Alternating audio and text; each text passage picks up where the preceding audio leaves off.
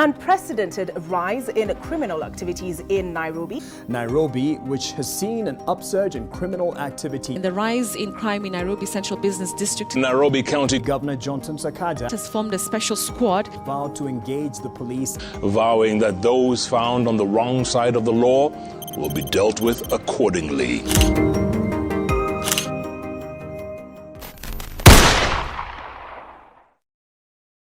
This is how I always thought it would happen to me, but it was actually more interesting than that.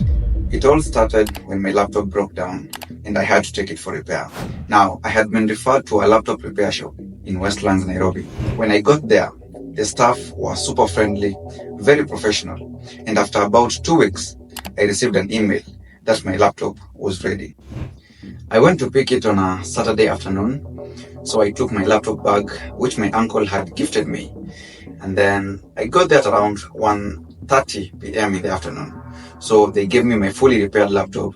I inspected it, and after I was pleased with the results, I concluded the transactions and then I left with my belongings. So I got to town at around 3 p.m. in the evening, and then before I boarded another matatu to my place, an idea came to my mind.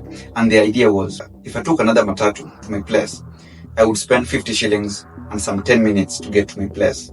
And the journey would be boring. I mean, seeing people walking by and going about their business was interesting to me at the moment. On the other hand, if I walked to my place, first of all, I would save my precious hard-earned 50 shillings to treat myself well when I got home. And also, the journey will be interesting. Also, I'll get to know the place better. So, given the many benefits of walking, I decided to walk to my place. So, as I was walking home, a guy comes and passes me. Now, I usually walk faster than most people, especially when I'm walking alone.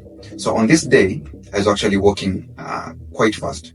So, this guy passes me and he walks in front of me for some time, about 5 meters away from me. So I became suspicious and actually wanted to cross the road and walk on the other side. But since the road was so busy with vehicles, I was forced to stay on that lane longer. So I ended up staying there for some time. So suddenly, the guy takes something like a handkerchief or a mobile phone from his back pocket. And in the process, he drops an envelope, a brown, small envelope, like 10 by 15 centimeters. And then immediately that happens, another guy comes from behind me, and then he passes me, and right in front of me, he picks that parcel, and then he shows it to me. And then he asks me if we should take the parcel and give it to the owner, or we should take it and then go divide the money between ourselves. Now, before he could answer, the other guy who had dropped the parcel now started coming back, and he was looking down as if to trace something he had lost. We both kept quiet and continued walking side by side, as if nothing had happened. Now, when the other guy was close enough, he stopped us and then he asked us if we had seen a brown envelope along the way. So immediately, the guy I was with asked him to describe exactly how the parcel looks like. So the guy described everything perfectly, including the color of the parcel, what was written on top, and even the contents of the envelope. So convinced that he was the rightful owner of the envelope, the guy I was with showed him the parcel, but on one condition. He demanded a token of appreciation for the two of us. So after a series of negotiations between the two guys, the parcel owner actually agreed to give us 5,000 each, claiming that it was his share after taking the money to his boss. And the full amount in the envelope he claimed was 50,000 Kenya shillings, which was also written on top of the envelope. Now, throughout the whole time, I had not spoken a word. Everything was just happening and I was just following along. Now, the next thing was to find a place to share the money. And after agreeing, we decided to go back to town and find a good place to do so. So on our way to town, the two guys were super friendly with me. The parcel owner kept thanking us for saving his life because he claimed that without the parcel, he would get killed by his boss. On the other hand, the guy I was with kept telling me how important it is to help each other out as brothers. He praised me for not being greedy and maybe suggesting to go and share the money between ourselves. He asked me who I was, where I was coming from, and I actually ended up telling him everything, including my name, where I was studying, even the contents of my bag. We even went to the extent of exchanging contacts. Indeed, it was a good brotherly conversation. So we finally got to town and someone had to go open the parcel.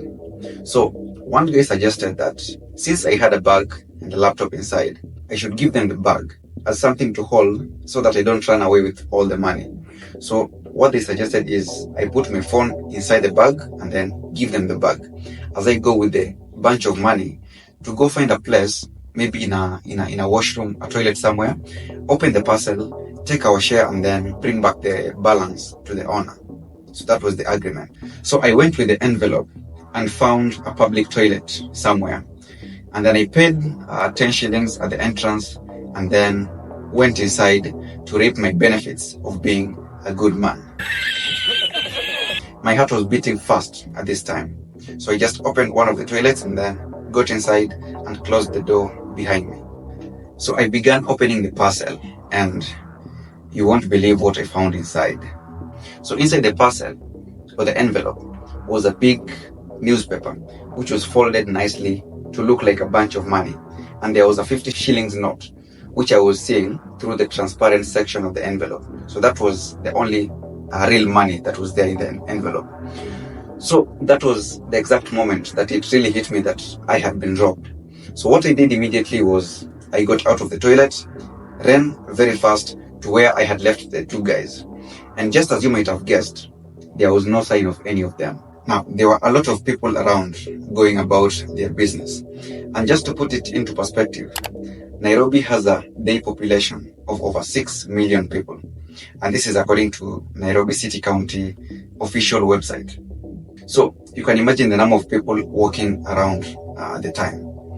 So I looked around for any signs of them. I didn't find any signs of them. I didn't get to see any of them. So what I did was I decided to borrow a mobile phone from a nearby hawker. So I borrowed a phone. I called my father and then I told him very quickly what had happened to me, and then he advises me to get home as soon as possible. Remember the 50 shillings note I found inside the envelope together with the folded newspaper? That's exactly what I used as my bus fare. So I got home and then I decided to report to the police so that they can assist me with the tracking of at least my mobile phone and my laptop. I was ready to forgo the bag. As if I knew this day would come, I had previously written both devices' serial numbers and then kept them somewhere safe. So what I did was I retrieved them and then went to report to the nearest police station from where the incident had happened. So I get to the police station and I find like 5 police officers outside. They were talking and laughing when I greeted them. So they went silent as I started narrating my story. And by the time I was done telling them what had happened to me, they were all dying with laughter. So I stood there mesmerized, wondering what was funny about all that. And then one of them asked me to retell the whole story once again, which I did with less laughter coming from them this time. So they retained both my devices' serial numbers as evidence, and then they promised to get back to me as soon as possible via a phone call. That actually gave me some hope, and I left the place feeling as if I'm almost getting my things back. So I got back to my place and made arrangements very fast for a new mobile phone, hoping to get a phone call maybe within a week or 2. That incident happened in early 2021. It's now February 2024, and I'm still waiting for that phone call from the police with some good news. Hey, my name is Andrew from Titan Martial Club, and that's exactly how I gave away my laptop, my phone, and my bag. If you enjoyed the video, be sure to give a thumbs up, subscribe to the channel for more content related to fitness, martial arts, action, documentaries, and stories just like this one. Feel free to share this video with your friends and family in order to spread awareness about theft and other crimes happening in our society. Until next time, take care.